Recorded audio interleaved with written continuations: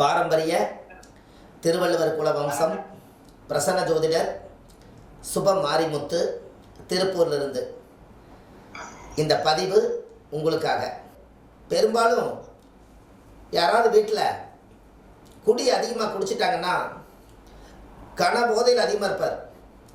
இந்த கன போதையில் அதிகமாக இருந்து இந்த போதையினால் கீழே விழுந்து மேலே விழுந்து மண்டை உடைஞ்சு ஆஸ்பத்திரி எடுத்துகிட்டு போய் காலையில் தொழில் போக முடியாமல் ஆகிறதுக்கு ரொம்ப போதை போட்டு வந்தாங்கன்னா இந்த சீமெண்ணெய் இருக்குது பார்த்தீங்களா, சீமெண்ணெய் மண்ணெண்ணெய்னா தெரியும் இல்லையா, அந்த சீமெண்ணெய் எடுத்து காலில் பெருவிரலில் வந்து கொஞ்சம் சீமெண்ணெய் தூக்கி ஊற்றி வச்சிருங்க. 2 காலுக்கு ஊற்றி வச்சிருங்க.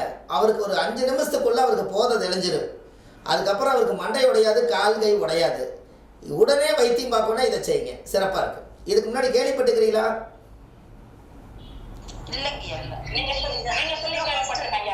என்னங்கம்மா? நல்ல வார்த்தையை யூடியூப்ல சொல்லியிருக்கேன். அந்த சீமனை கொண்டு போய் காலு கட்ட விரல போய் அழுங்காம வச்சு 2 தேய்ச்சி விட்டீங்கன்னா இந்த காலு கட்ட விரல இருந்துதான் எல்லா உயிர் சக்தியும் போகுது. அழுங்காமல் நீங்கள் அந்த போய் சீமனை வச்சு விட்டீங்கன்னா 5 நிமிஷத்துக்குள்ள எந்திரிச்சு தெளிவாக உட்காந்துக்குவார். அவர் எவ்வளோ பெரிய போதக்காராக இருந்தாலும் சரி. இது பெண்களுக்கு ரொம்ப முக்கியம். நம்ம புருஷன் எங்கேயோ உளுந்து கிடக்கிறாரு, அது தேவையா?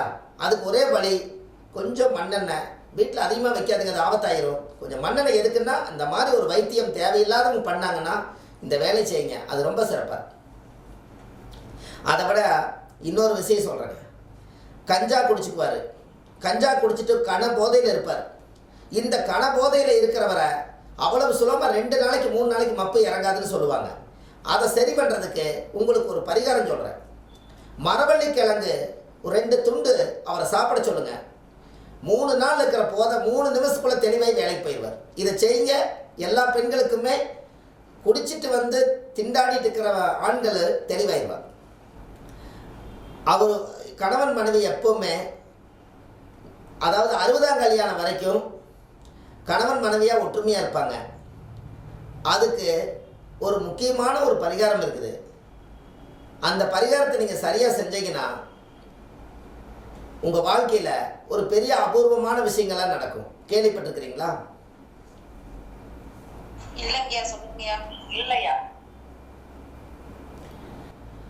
ஒரு கணவனுடைய ஜாதகத்தை பனையோலையில் எழுதி ராசி நட்சத்திரம் கிழமை திதி யோகம் கரணமெல்லாம் பனையோலையில் எழுத சொல்லி, ஒரு மனைவியோட ஜாதகத்தை வருஷ மாச தேதி போட்டு பனையோலையில் எழுத சொல்லி 2 மஞ்சள் தொடச்சு உங்கள் ஜென்ம நட்சத்திரத்தன்னைக்கு அந்த ஜாதகத்துக்கு தேங்காவில் உடைச்சி சாமி கும்பிட்டு முதல் முறையாக நீங்கள் கல்யாணம் பண்ணின பட்டு சேலையும் பட்டு வேஷ்டி எடுத்து வச்சு இந்த பனையோலையில் இருக்கக்கூடிய 2 ஜாதகத்தை எடுத்து முறையாக வச்சு நீங்கள் தீபாராதனை காமிச்சு காலையில் எந்திரிச்சு சூரிய நமஸ்காரம் பண்ணி கொண்டு போய் உங்களுடைய பட்டு புடவையும் பட்டு வேஷ்டியும் மேலே உங்கள் 2 ஜாதகத்தையும் உள்ளுக்குள்ளே வச்சு அந்த அறையை நீங்கள் திறக்காம வருஷத்துக்கு ஒரு முறை நீங்கள் அதை எடுத்து தீபாராதனை காமிச்சிட்டு வந்தீங்கன்னா 60ஆம் கல்யாணம் வரதுக்கு பிரிவினை அதிகமாக வரவே வராது.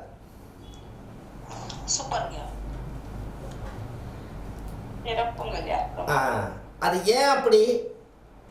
அது ஏன் பனையோலை நான் இந்த இடத்துல எடுத்தேன்? பனை மரம் என்பது அனுச நட்சத்திரம். அனுசம் என்பது தாலி. தாலி கட்டிய மூலாதாரம் என்னென்ன இருக்குது. அன்னைக்கு தான் புது பட்டு வேஷ்டி பட்டு சட்டை. அன்னைக்கு தான் அவங்களுடைய புது ஜாதகம் பிறக்குது. நாம் அவங்களோட போய் சேர்றோம், அவங்க நம்மளோட வந்து சேர்றாங்க. நமக்கு அன்னைக்கு தான் புது பிறவி பிறக்குது. இது வரைக்கும் நம்ம தனிமையாக இருந்தோம். இப்போ நம்மளுக்குன்னு ஒருத்தர் அமைஞ்சிட்டாங்க, அவங்களோட நம்ம ஜோடியாக தான் போகணும், ஜோடியாக தான் வரணும்னு அந்த காலத்தில் பொண்ணு மாப்பிள்ளைன்னு பேர் வச்சு ஒன்றா இணைச்சி ஒன்றா கைகோர்த்து ஒன்றா மணவரை சுற்றி ஒன்றா ஒரு வட்டில் சாப்பிட்டு மீதி இருக்கிறத எடுத்து மனைவி சாப்பிட்டு ஒரு வாயில் ஒரு பதில் தூங்கி எந்திரிச்சாங்க. அப்போ எல்லாமே ஒன்றா இருக்கிறனால அப்போ அனுசம் என்பது தாலி, அனுசம் என்பது பனைமரம். அந்த பனைமரத்தில் கணவன் மனைவி ஜாதகத்தை ஒன்றா இணைச்சு நீங்கள் வாழ்ந்த வாழ்க்கையை அப்படி ஒன்றா இணைச்சி வச்சுட்டிங்கன்னா சத்தியத்துக்கு கட்டுப்பட்டதான் தாலி. அவ்வளவு சுலபமாக உங்கள் குடும்ப வாழ்க்கை தெரியாது. எப்படி? ஐயா, அதே போல பனை ஓலை பத்தி இன்னொன்னு சொல்றேன் ஐயா. இப்போ ஆண் பக்கம் இருக்கிற ஜாதகர்களுக்கு பனை ஓலையில அவங்களோட ஜாதகத்தை எழுதிட்டு அவங்க அந்த எதனால பாதிக்கப்பட்டிருக்காங்களோ அன்றைய தேதியோ இல்ல அவங்க ஜனன ஜாதக தேதியோ வச்சு அந்த இடத்துல பனை ஓலைய தீ வச்சு கொளுத்திட்டோமா அவங்களோட ஆயுள் பகம் வந்து அதோட போயிடுங்க. இது வந்து ஒருத்தர் சொல்லி அது சக்சஸா பண்ணியிருக்காரு. ரொம்ப சந்தோஷங்கம்மா. ஏன்னா ஆயுளுக்கு உண்டானவரே அனுசன் தானே, அதனால வந்து ஆயுள் தோஷ நிவர்த்தி ஆகுது இல்லைங்களா?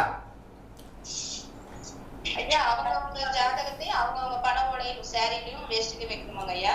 அம்மா நீங்கள் நல்லா தெரிஞ்சுக்கோங்க. இந்த பரிகாரத்தை கேட்கும்போது விவரமாக கேளுங்க. கணவன் மனைவி புது சாந்தி முகூர்த்தத்தன்னைக்கு நீங்கள் உடுத்தின உடைகள் ரெண்டும், அந்த ரெண்டையும் ஒன்றா சேர்த்து வச்சு ஆணுடைய ஜாதகம் பெண் ஜாதகம் பனையோலையில் எழுதி, உங்களால் பனையோலையில் எழுத முடியாட்டியும் பரவாயில்ல, நீங்கள் பேனாவிலேயே எழுதுங்க. ஏன்னா பனையோலையில் எழுதுகிற ஆளுகளை இப்போ ரொம்ப கம்மி. இப்போ எங்கள் அப்பாவெல்லாம் அந்த காலத்தில் பனையோலையில் எழுதி அதுக்குள்ளேயே ராசி கட்டமெல்லாம் அமைச்சு அதில் வேறு டிசைன் எல்லாம் போட்டு அதெல்லாம் கட்டி கை கிட்ட வச்சுட்டு போய் படித்து பெரிய நெல் மூட்டையெல்லாம் வாங்கினாங்க. இன்றைக்கி நீங்கள் எழுத்தாண்டியில் எழுத முடியாது. அதனால் எழுதும்போது பனையோலையை தண்ணியில் ஊற வச்சு மஞ்சளை தொடச்சி உங்கள் ஜாதக ராசி கட்டா வருஷ மாதம் தேதி கிழமை நட்சத்திரம் திதி யோகம் கரணம் இப்போ நீ எழுதும்போது நடப்பு தசாபுத்தி என்ன அது மட்டும் ஒரு ஜாதகம். இதே மாதிரி கணவனோட ஜாதகம் ரெண்டையும் ஒன்றா மஞ்சள் நூலில் கட்டி பட்டு வேஷ்டி பட்டு சட்டை பட்டு வேஷ்டி பட்டு துண்டு அந்த சேலை எல்லாத்தையும் ஒன்றா சேர்த்து தீபாரதனை காமிச்சு முறையாக சாம்பிராணி புகை போட்டு பூஜையெல்லாம் போட்டு பூவெல்லாம் வச்சு எல்லாம் ஜாமி கும்பிட்டு நானும் என்னுடைய கணவனும் சந்தோஷமாக என்றைக்கும் பிரியாமல் வாழணும்னு பிரபஞ்சத்தையும் முன்னோர்களை நினச்சி சாமி கும்பிட்டு அதை அப்படியே பொன்னாட்டை எடுத்து கொண்டு போய் ஒரு அறையில் வச்சு பூட்டிடுங்க. ஒரு வருஷத்துக்கு ஒருக்க அது அப்படியே இருக்கும். அவ்வளோதான். அன்னையிலேருந்து அச்சாணி ரெண்டு ஒன்றா சேர்ந்து ஓடின மாதிரி தான் பிரமாதமாக இருக்கும்.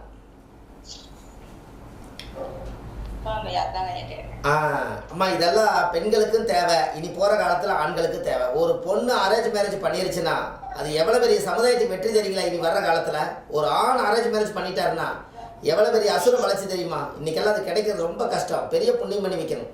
அதனால் அது டைவர்ஸுங்கிற வேலைக்கு போகக்கூடாதுங்கிறதுக்காகத்தான் இந்த ஆதிகால பரிகாரம்.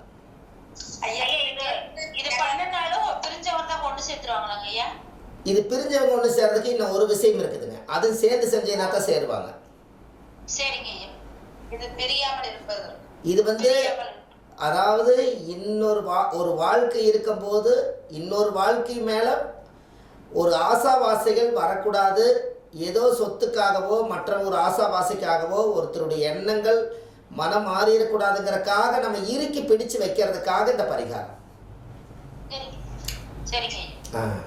அதுலேயே எதிரிகளை அழிக்கும் சக்திக்கு அதுக்குள்ளேயே ஒரு பரிகாரம் இருக்குது.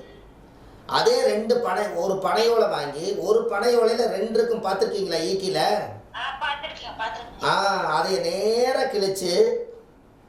நேராக கிழிச்சு யார் நம்மளுக்கு எதிரியோ அந்த எதிரி என்னுடைய வாழ்க்கையில் எப்போதுமே வரக்கூடாது. அவர் எங்கேயோ நல்லா இருக்கட்டு, என்னை தீண்டக்கூடாது, எனக்கு சாபம் கொடுக்கக்கூடாது, என் கண்ணு முன்னாடி வரக்கூடாது, எனக்கு டார்ச்சர் பண்ணக்கூடாது, அப்படி எல்லாம் அவர் பேரை போட்டு எழுதி அதே மாதிரி உங்களோட பேரையும் போட்டு இன்னி அந்த உறவு எனக்கு வேண்டாம்னு ஆத்துமாத்தமாக நீங்கள் நினச்சிட்டா, மனசார ஆத்துமாத்தமாக நினச்சிட்டா, அந்த எனக்கு இந்த ஜென்மமே வேண்டாம் அப்படின்னு நீங்கள் நினச்சாத்தது எழுதணும். எல்லாம் எழுதி எனக்கு அவருக்கு பழக்க வழக்கம் வேண்டாம், நட்பு வேண்டாம், இனிமேல் அவருடைய முகத்தில் முழிக்க வேண்டாம், எல்லாமே எழுதிக்குங்க. எல்லாம் எழுதி அந்த அதை கிழித்து 2 ஓலை கிழித்து அதை எடுத்து எனக்கு இனிமேல் வேண்டான்னு நீங்கள் சாமி கும்பிட்டாச்சுனாலே பிரபஞ்சம் உங்களை பார்த்துட்டு இருக்குது. இதை கொண்டுட்டு போய் ஒரு நதியில் கொண்டு போய் எதிரி வந்து உங்களை யார் வந்து உங்களை தாக்குறாங்களோ அவங்களுடைய பேரை எழுதி அந்த ஓலை கொண்டு போய் அந்த நதியில் போட்டுருங்க. அன்னைக்கே போய் அந்த நதியில் போய் இந்த ஓலை போட்டுட்டு இன்னொரு நதி வேறு இடத்துல போய் அந்த ஓலை போட்டுருங்க. இந்த 2 ஓலையும் போட்டுட்டிங்கன்னா இது என்றைக்குமே ஓலை வந்து 2 பக்கம் சேராமல் அதாவது பிரிஞ்சு போச்சுன்னா அது வாக்கில் அது பிரிஞ்சு போயிடுச்சுன்னா அதே ஓலை உங்கள் எதிரி உங்களை விட்டு ரொம்ப தூரம் பிரிஞ்சிருவார். அந்த ஓலை 2 சேராமல் இருக்கிற மாதிரி 2 நதியில் போட்டுருங்க. எதிரி எப்போதுமே நம்மளுக்கு தொந்தரவு பண்ண மாட்டார்.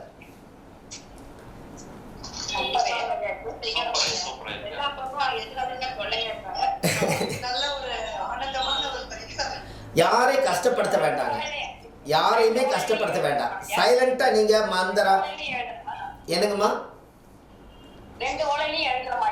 ஒரு ஓலையை கிழிக்கிடுங்க. அவர் முதல் நட்பத்தான் இருந்தார். ஒரே ஓலையில ஈக்கி இருக்காது, 2ஆ கிழிச்சிங்கன்னா 2 ஓலை இருக்கும்.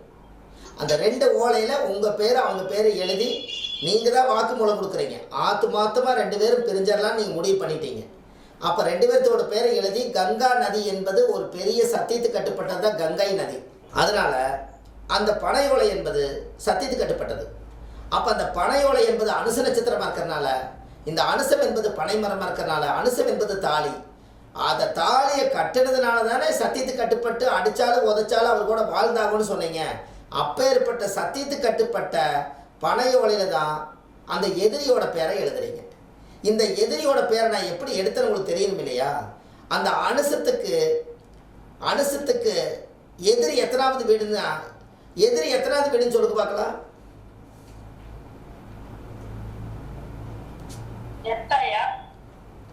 எதிரி எத்தனாவது வீடு என்னங்க? 6ஆம் வீடு.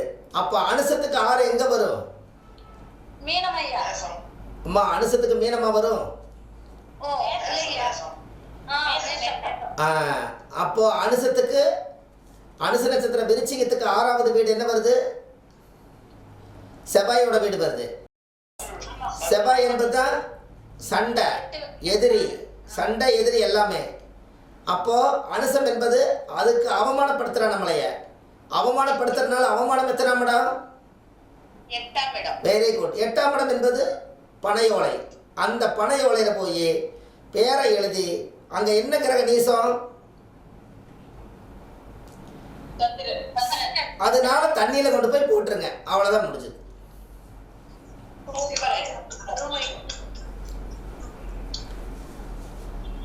இது மாதிரி நீங்கள் பரிகாரத்துகளை வந்து அதுக்குள்ளேயே தானே இருக்குது. அந்த விஷயங்கள் வந்து அதுக்குள்ளே தானே இருக்குது. நம்ம அதை எடுத்துக்கிறது அவ்வளோ சந்தோஷம் தானே.